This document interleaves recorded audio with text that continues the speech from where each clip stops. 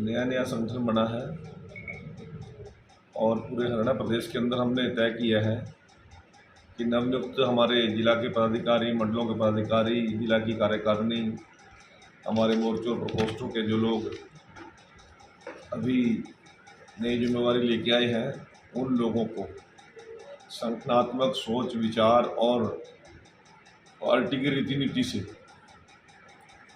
अवगत कराने के लिए पूरा प्रदेश के 17 और 18 2 दिन हमने तय किए थे। सभी में जाकर हम जिला कार्य समिति की बैठकें करेंगे और प्रमुख लोग उन कार्य समितियों में जाकर कार्यकर्ताओं को पार्टी की रीति नीति, पार्टी की सोच और 11 साल से केंद्र और प्रदेश सरकार के किए हुए काम और संगठनात्मक रूप से हमें किस प्रकार से बूथ कमेटियां, शक्ति केंद्र और हमारे मंडलों के पूरे कार्यकारिणी को अपलोड करना, ये सारे विषयों को लेकर हम आज पूरे प्रदेश में बैठकें कर रहे हैं। सभी जगह अलग अलग कार्यकर्ताओं की अलग अलग सत्र को लेकर ड्यूटी लगी है। आज कुरुक्षेत्र भारतीय जनता पार्टी कार्य समिति में एक विषय को लेकर मेरी भी जिम्मेवारी लगी है, संगठनात्मक संरचना और बूथ पर हमारे मनाए जाने वाले कार्यक्रमों के बारे में मैंने भी कार्यकर्ताओं को जाकर संबोधन करना है।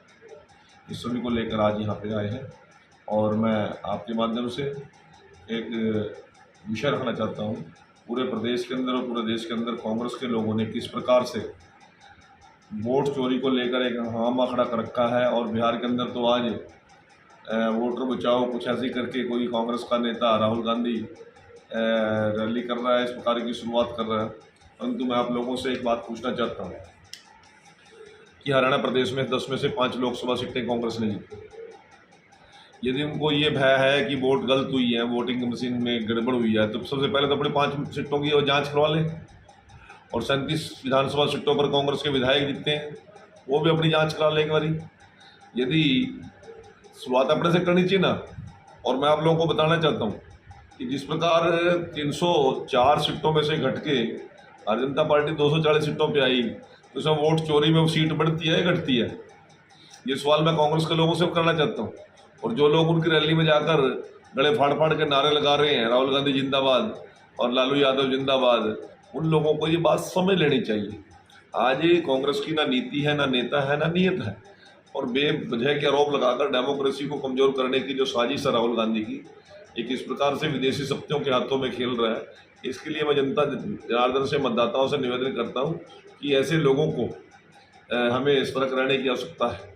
और यदि इस प्रकार का विचार लेकर ये लोग जाएंगे तो देश के अंदर और प्रजातंत्र के अंदर एक बहुत बड़ा नुकसान हो सकता है। मैं बोल रहा हूँ, इसी विषय पर तो बोल रहा हूँ, मैं इसी विषय को तो आप लोगों के सामने ला रहा हूँ। ये जिस प्रकार का हिडन एजेंडा विदेशी शक्तियों के हाथों में खेल कर ये देश में लाना चाहते हैं, हमें इससे सतर्क होने की आवश्यकता है।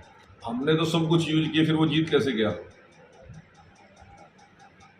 जीत कैसे गया? कैसे शैलजा जीत गई? कैसे सतपाल ब्रह्मचारी जीत गया? कैसे जयप्रकाश जेपी जीत गया?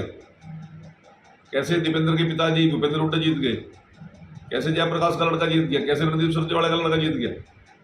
बताइए ना इस बात को भी आकर। आरोप लगाने से कोई बड़ा नेता नहीं बन जाता।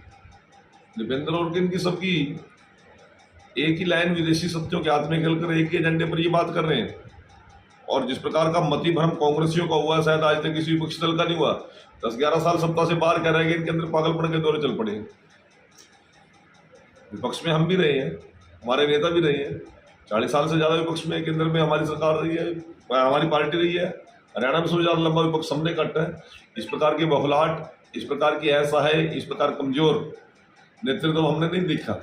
हम जब भी हारते थे उसके बाद मजबूती के साथ जनता के बीच में जाते थे और अगली बार सरकार बनाने की तैयारी करते थे। ये लोग तो बौखलाहट पता नहीं किस प्रकार के बयान दे रहे हैं। मुख्यमंत्री अब इनको तो ये भी डर हो रहा है कि यदि हम नेता प्रतिपक्ष चुनेंगे शायद हमारी वोट चोरी न हो जाए। अपनी पार्टी के अंदर ही अपने नेता प्रतिपक्ष को चुन पा रहे हैं। क्या स्थिति बनी पड़ी।